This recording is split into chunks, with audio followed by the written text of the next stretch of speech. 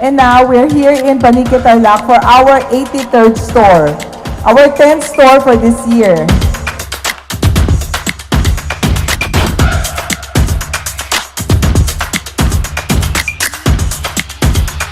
So rest assured to all the Tarlaceños, we will continue to provide you with with the products and of course the exceptional experience that we provide to our customers.